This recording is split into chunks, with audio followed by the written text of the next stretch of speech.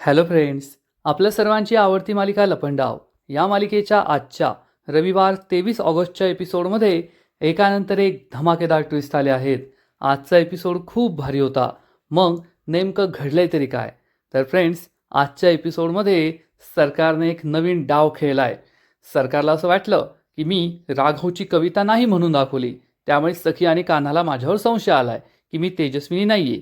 आणि मग ती सरळ सरळ तेथे गेली जेथे तिने राघवला किडनॅप करून ठेवलंय आणि तेथे तेजस्विनीच्या जीवाची धमकी देऊन तिने राघवकडून ही कविता माहीत करून घेतली आणि मग सखी आणि कान्हाला म्हणून दाखवली.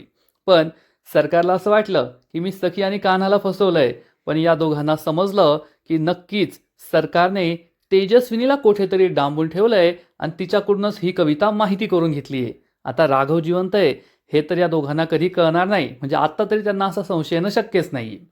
मग हे सगळं नेमकं घडलं तरी कसं हे जाणून घेण्यासाठी हा व्हिडिओ शेवटपर्यंत नक्की पहा. फ्रेंड्स, आजच्या एपिसोडच्या सुरुवातीलाच सखी खूप दुःखी असते आणि कान्हाला सांगते, माझ्या आईने तेजस्विनीने माझ्या बाबांच्या सांगण्यावरून सुद्धा कधी स्वतःचा लुक चेंज केला नाही. आणि मग तिला आठवतं की एकदा राघव हा तेजस्विनीसाठी काही मॉडर्न कपडे घेऊन आला होता. टी शर्ट, पॅन्ट्स वगैरे हे सगळं घेऊन आला होता आणि तो तेजस्विनीला हे सगळं देतो. छोटीशी सखीसुद्धा तेथे असते.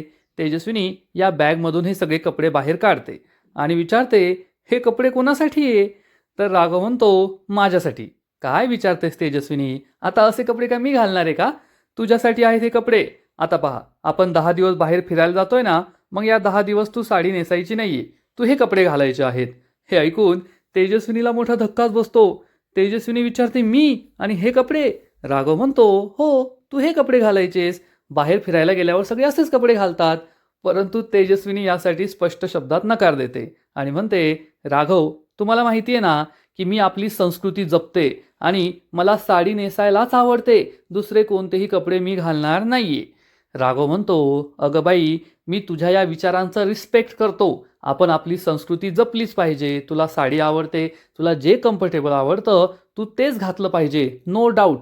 पण कधी कधी चेंज म्हणून असे कपडे घातले तर काय फरक पडतो? आणि आपण बाहेर फिरायला जातोय ना, तिथे आपण तिघेच असणार आहोत, हो की नाही सखी? सखी म्हणते, हो बाबा. राघव म्हणतो, पहा, सखीला सुद्धा हे पटतंय. परंतु तेजस्विनी यासाठी स्पष्ट शब्दात नकार देते आणि म्हणते, नाही, काही झालं तरी मी साडी सोडून काहीच नेसणार नाहीये, दुसरे कोणतेही कपडे घालणार नाहीये. राघव तिला समजवण्याचा प्रयत्न करत असतो, पण तेजस्विनी नाही नाही म्हणून कानांना हात लावते आणि कोणतेही इतर कपडे घालण्यास स्पष्ट शब्दात नकार देते. सखी हे सगळं कान्हाला सांगते आणि म्हणते, पाहिलंस ना तू, माझ्या आईने माझ्या बाबांचं नव्हतं ऐकलं आणि ही मनस्विनी लगेच लुक चेंज करायला, कपडे चेंज करायला तयार झाली. आता तूच सांग, यापेक्षा मोठा पुरावा काय असू शकतो की ही माझी आई तेजस्विनी नाहीये, मनस्विनी आहे? कान्हा म्हणतो, सखी, तुला मला पटवून द्यायची गरजच नाहीये, कारण हे मला सुद्धा माहिती आहे की आपल्या घरात जी आहे ती तेजस्विनी नाही तर मनस्विनी आहे. हे ऐकून सखीला धक्काच बसतो. सखी विचारते, तुला कसं माहीत? कान्हा तिला सांगतो, कारण त्या बॉम्बवाल्या माणसाला मी सुद्धा पाहिलंय, मी तर त्याच्या हातातच बॉम्ब पाहिलाय. सखीला मोठा धक्काच बसतो आणि कान्हा तिला झालेला सगळा प्रकार सांगतो की जेव्हा मी मोबाईल आणायला गेलो तेव्हा मला हा माणूस दिसला जो गाडी खालून बॉम्ब काढत होता. मी त्याचा पाठलाग केला पण तो पळून गेला. मग मला शंका आली आणि मी त्या लोणावळ्याच्या रिझॉर्टमध्ये कॉल केला आणि तेव्हा मला कळलं की त्यांच्या रिझॉर्टला कोणतीही आग लागली नव्हती आणि हे सगळं मनस्विनीचं नाटक होतं. मग मी माझ्या घरीही गेलो, माझ्या आईशी माशी बोललो, तेव्हा मला खात्री पटली की ही तेजस्विनी नाही, मनस्विनी आहे. सखी विचारते, कान्हा, तुला सगळं माहीत होतं, मग तू मला का नाही सांगितलं? कान्हा म्हणतो, कसं सांगणार होतो सखी, कारण मला असं वाटलं तुझा माझ्यावर विश्वास बसणार नाही. त्यापेक्षा तुला जास्त दुःख होईल की पुन्हा एकदा माझी आई या घरातून निघून गेली, तसं मला वाटलं, म्हणून मी तुला नाही सांगितलं. आणि मागच्या वेळेस जेव्हा मी मनस्विनीचा खरा चेहरा सगळ्यांसमोर आणण्याचा प्रयत्न केला तेव्हा आपलंच नातं तुटलं होतं. तिने सगळा डाव माझ्यावर उलटवला होता, म्हणून मी थोडा घाबरलो होतो. तू माझ्यावर विश्वास ठेवशील की नाही असं मला वाटलं, म्हणून मी तुला सांगितलं नाही. सखी म्हणते, खरंय तुझं कान्हा. आणि मग सखी इमोशनल होते, रडू लागते आणि म्हणते, माझ्या आयुष्यात पुन्हा पुन्हा तेच घडतंय. मला खूप कंटाळा आलाय आता कबीर.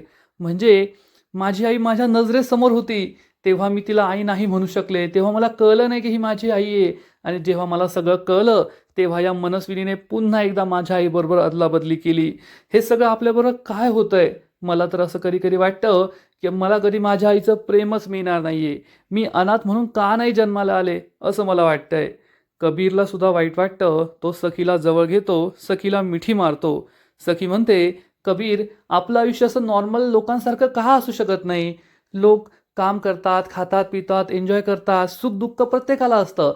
पण हे असलं नसतं ना प्रत्येकाच्या आयुष्यात, की आधी बाबांचा खून झाला, मग आईला डांबून ठेवलं, मग आईची पुन्हा अदला बदली, नेहमी जीवावर संकट, काय होतंय काय होतंय.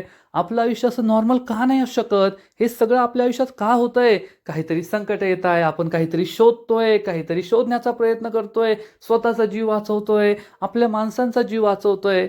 हे सगळं का घडतंय? कबीर म्हणतो, सखी शांत हो. मला माहिती आहे की आपलं आयुष्य नॉर्मल नाही आहे आणि ते फक्त त्या मनस्विनीमुळे, मनस्विनीसारखी माणसं आपल्या आयुष्यात आहेत म्हणून आपलं आयुष्य नॉर्मल नाही आहे.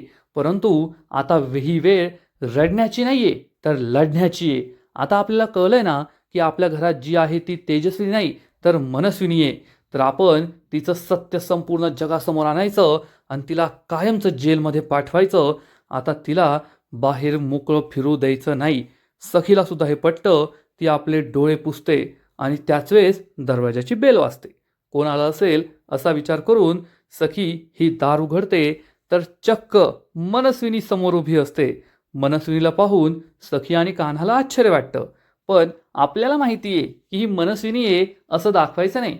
म्हणून सखी ही विचारते, आई, काय झालं, तू येथे? तर तेजस्विनी म्हणते, सखी, मला तुमच्या सगळ्यांशी थोडं महत्त्वाचं बोलायचं होतं. सखी म्हणते, बोल ना, काय झालंय? आणि मग मनस्विनी या दोघांना विचारते, मला असं वाटलं की तुमच्या मनात शंका आली आहे की मी तेजस्विनी नाही आहे, मनस्विनी आहे, म्हणून मी ते सगळं क्लिअर करायला आली आहे.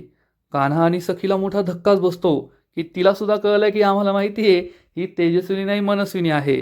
आणि कान्हा विचारतो, तुम्हाला असं काय वाटलं की आमच्या मनात अशी शंका आली असेल की तुम्ही तेजस्विनी नाही तर मनस्विनी आहात? आणि मग मनस्विनी ही रूममध्ये येते आणि कान्हाला सांगते, तू मला डायनिंग टेबलवर जेवताना विचारलं ना की राघव सरांची कविता म्हणून दाखवा, आणि मी तुला म्हणाले की ही कविता खूप पर्सनल आहे, मला तुम्हाला नाही सांगायची. त्यावरून मला असं वाटलं की तुम्हाला संशय आला असेल की तेजस्विनीने कविता नाही म्हटली, याचा अर्थ हिला कविता माहीत नाही आहे, म्हणजे ही मनस्विनी आहे.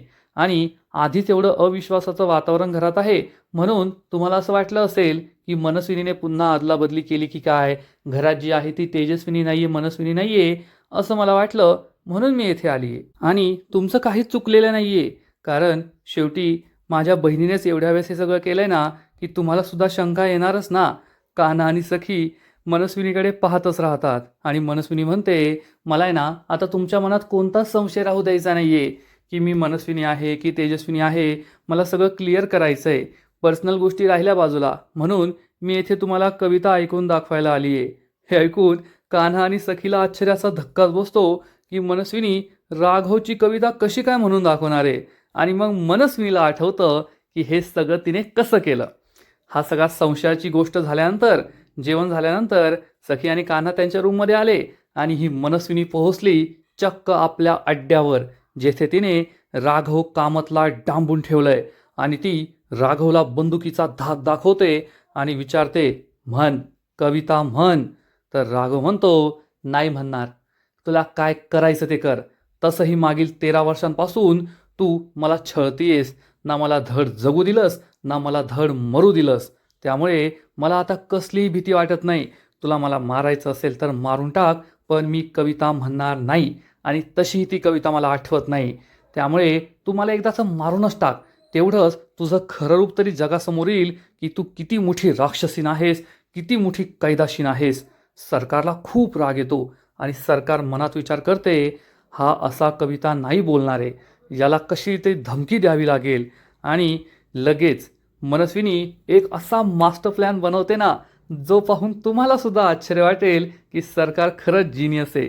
आणि सरकार म्हणते, ठीक आहे, तू नाही सांगणार ना, कारण तुला स्वतःच्या जीवाची भीती नाही वाटत. मी तुला मारून जरी टाकलं, तुला गोळी जरी मारली तरी तुला काही फरक पडत नाही. परंतु मी जर तुझ्या बायकोला मारलं तर? हे ऐकून राघवला मोठा धक्काच बसतो. राघव विचारतो, म्हणजे तेजस्विनी कुठे तुला माहिती आहे का? सरकार त्याला सांगते, ऑफ कोर्स, तुला काय वाटतं मी तेजस्विनीला असंच मोकळं सोडून देईल? अरे, शेजारच्याच खोलीत मी तिला डांबून ठेवलंय. हे ऐकून राघवच्या पायाखालची जमीनच सरकते आणि त्याला सरकार सांगते, आता पहा, तू मला कविता सांगत नाहीये ना आणि तुला मरायची भीती सुद्धा वाटत नाही. जिजू, आता मी माझ्या लाडक्या ताईला मारणार, म्हणजे तुझ्या बायकोला. म्हणजे मग कसा तू बोलत नाही ना ते पहा. एकदा का माझी आवडती ताई मेली, मग तुझ्या लाडक्या बायकोसाठी ना तू तिच्या 10व्याला, तिच्या वर्षश्राद्धाला जेव्हा जेव्हा आठवण येईल तेव्हा तिच्यासाठी छान कविता म्हण बर का. असं म्हणून सरकार ही तेथून दुसऱ्या रूममध्ये, बाजूच्या रूममध्ये निघून जाते आणि राघव जोरजोरात ओढत असतो, नाही मनस्विनी, थांब मनस्विनी, तेजस्विनीला काही करायचं नाही, तिच्या अंगाला हात जरी लावला तरी गाठ माझ्याशी, हे लक्षात ठेव, थांब मनस्विनी थांब. परंतु मनस्विनी ही शेजारच्या रूममध्ये येते. आता मनस्विनीचा हा मास्टर प्लॅन असतो. सरकारने तेजस्विनीला काही डांबून ठेवलेलं नाहीये, तेजस्विनीला पकडून ठेवलेलं नाहीये, तेजस्विनी कुठेतरी अशीच फिरतीये. पण राघवला हे माहीत नाही ना, कारण राघव एका खोलीत आहे आणि मनस्विनी दुसऱ्या खोलीत आहे. मग मनस्विनी या दुसऱ्या रूममध्ये येते, तेथे निवांत बसते. तेथे तेजस्विनीही नसते, दुसरे कुणी गुंडही नसतात. आणि मग ती लगेच जोरात थोबाडीत मारण्याचा आवाज काढते. म्हणजे एका हातावरून दुसऱ्या हातावर टाळी देते आणि राघवला असं वाटतं की मनस्विनीने तेजस्विनीलाच मारलंय. आणि मग मनस्विनी अशीच बंदूक समोर करते, समोर कुणीच नसतं, आणि म्हणते, तुझा नवरा आहे ना माझा ऐकत नाहीये. मी त्याला म्हटलं की कविता म्हणून दाखव, पण तो कविता सुद्धा म्हणत नाहीये. आता मी तुला मारून टाकते, म्हणजे तू मेलीस ना मग तो मला कविता सांगेल. कारण त्याला स्वतःच्या जीवाची तर भीती वाटत नाही, तुझ्या जीवाची भीती वाटते. इकडे राघवला असं वाटतं की खरंच शेजारच्या रूममध्ये तेजस्विनी आहे आणि मनस्विनी तिला मारतीये. त्यामुळे राघव जोरजोरात ओढत असतो, मनस्विनी सोड तिला, काही करू नको, प्लीज सोड तिला. परंतु त्याच वेळेस सरकार एक पात्री प्रयोग सादर करते. सगळे कॅरेक्टर तीच करते. सरकार लगेच तेजस्विनीच्या आवाजात म्हणते, राघव, राघव तुम्ही इथे आहात का? मनस्विनी, राघव येथे आहेत का? मला त्यांना भेटायचंय, मला त्यांना एकदा भेटायचंय. आणि इकडे राघव जोरजोरात ओढत असतो, तेजस्विनी, तेजस्विनी घाबरू नकोस, तुला काही होणार नाही. ए मनस्विनी, तिला काही करायचं नाही, गाठ माझ्याशी, हे लक्षात ठेव. आणि इकडे लगेच सरकार म्हणते, आता तू कविता म्हणत नाहीये ना, त्यामुळे मी हिला मारणार. आणि राघव जोरजोरात ओढत असतो. मग सरकार तेजस्विनीच्या आवाजात म्हणते, राघव नका काळजी करू, मला काही नाही होणार. राघव, मला तुमच्या जीवाची काळजी वाटतीये, तुम्ही स्वतःला त्रास करून घेऊ नका. आणि राघव म्हणतो, नाही तेजस्विनी, मी तुला काही होऊ देणार नाही. ए मनस्विनी, तिला काही होऊ द्यायचं नाही. आणि मग मनस्विनी चक्क बंदूकचं जे हे असतं ते फिरवते, त्याचा आवाज येतो. राघव आणखीनच घाबरतो आणि मनस्विनी म्हणते, आता तू एक काम कर तेजस्विनी, तू आहे ना वरती जा ढगात, काही दिवसांनी मी तुझ्या नवऱ्याला सुद्धा तेथे पाठवते, मग तुम्ही दोघे तेथेच भेटा. या पृथ्वीवर तर तुमची भेट काही होणार नाहीये. राघव म्हणतो, मनस्विनी तिला मारू नको, मनस्विनी तिला मारू नको.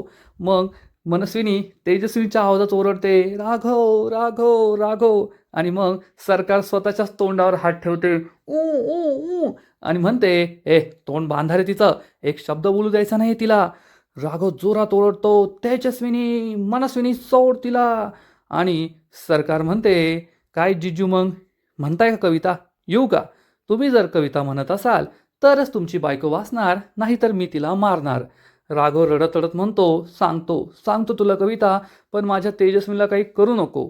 मनस्विनी म्हणते, वा ताई, अजून सुद्धा जिजूचं तुझ्यावर तेवढंच प्रेम आहे. चल आता मी कविता ऐकून येते, तू शांत बस बरं. आणि मनस्विनी तेथे गुंड पण नसतो, त्या गुंडाला सांगते, ए लक्ष ठेवा रे हिच्यावर, आणि हिने काही जास्त शहाणपणा केला ना तर हिला आत्ताच्या आत्ता उडून टाका. राघव जोरात ओढून म्हणतो, हे नाही, काही करायचं नाही माझ्या तेजस्विनीला. आणि मग मनस्विनी हे सगळं एक पात्री प्रयोग सादर करून पुन्हा राघव जवळ येते आणि म्हणते, बोला जिजू, कविता म्हणा. आणि मग राघव तेजस्विनीच्या भीतीने, तिच्या जीवाच्या भीतीने नाईलाजाने ही कविता मनस्विनीला सांगतो. म्हणजे जेव्हा राघव तेजस्विनीची वेणी गुंफून द्यायचा तेव्हा ही कविता म्हणायचा. आणि ही कविता अतिशय सुंदर असते.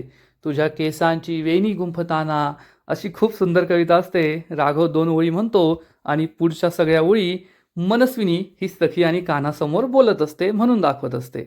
राघवने मनस्विनीला ही सगळी कविता सांगितलेली असते आणि मनस्विनी अगदी तेजस्विनी स्टाईलमध्ये रडत रडत फील करत करत ही कविता सांगत असते.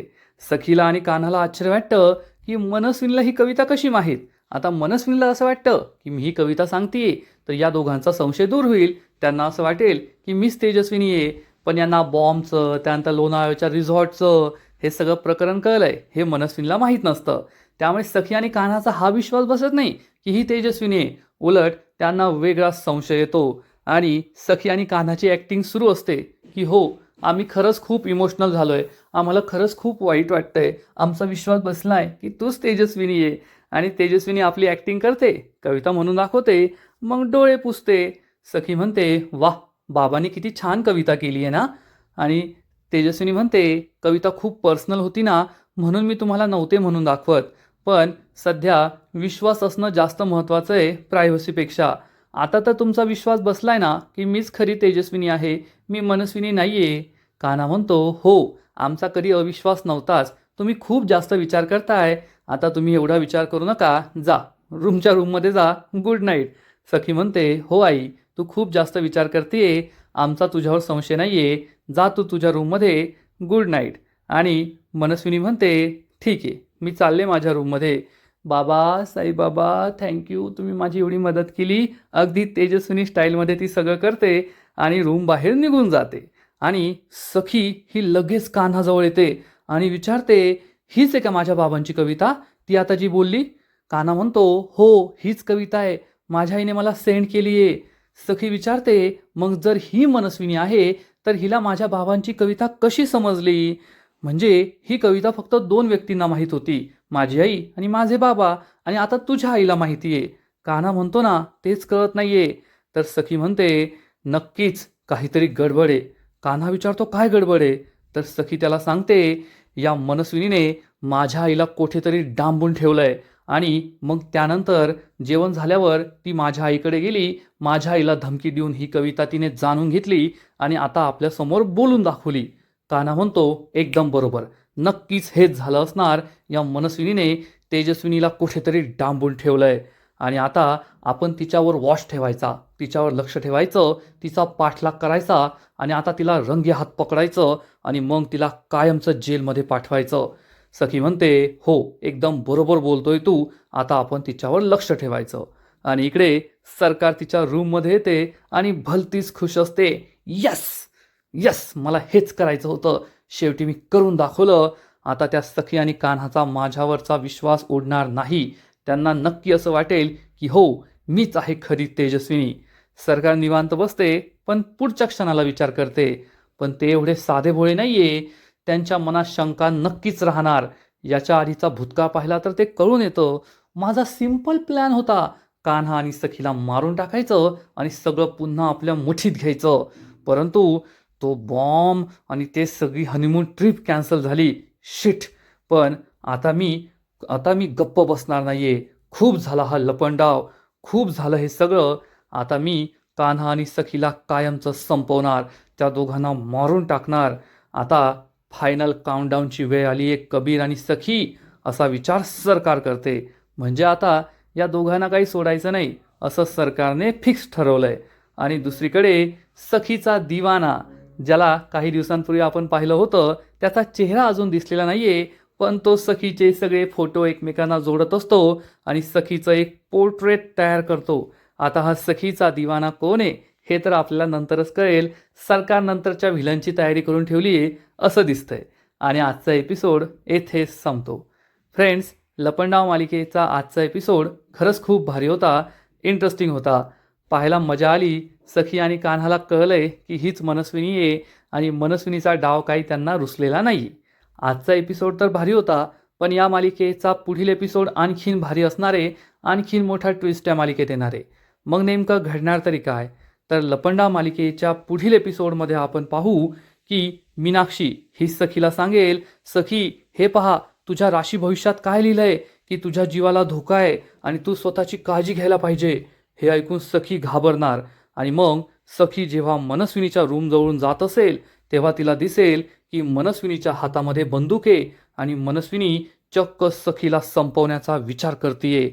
सखी खूप घाबरणार, कान्हाला घरी बोलवून घेईल. कान्हा विचारेल, काय झालं सखी, तू ठीक आहेस ना? सखी त्याला सांगणार, नाही कान्हा, मला मनस्विनी मारण्याचा विचार करतीये. मी तिच्या हातात बंदूक पाहिली आणि ती माझा खून करणार आहे. हे ऐकून कबीरला जबर धक्का बसेल. मग आता सखीला वाचवण्यासाठी कान्हा काय करणार? कारण जर मनस्विनीला संधी दिली तर हे दोघे कधी ढगात जातील हे त्यांनाच कळणार नाही. मग आता कान्हा आणि सखीचा पुढचा प्लॅन काय असेल? कान्हा सखीला कसं वाचवणार? मनस्विनीचा पुढचा प्लॅन काय असणार? हे सगळं पाहणं इंटरेस्टिंग आहे. तर फ्रेंड्स, तुम्हाला सुद्धा आजचा एपिसोड आवडला का? नक्कीच कमेंट करून सांगा. आणि लपंडाव या मालिकेचे असेच नवीन नवीन एपिसोड, नवीन नवीन अपडेट सर्वात आधी पाहण्यासाठी व्हिडिओला लाईक करा, शेअर करा, चॅनलला सबस्क्राईब करून बेल आयकॉनवर क्लिक करा. म्हणजे या मालिकेचे नवीन नवीन एपिसोड तुम्हाला सर्वात आधी पाहायला मिळतील. खूप खूप खूप धन्यवाद.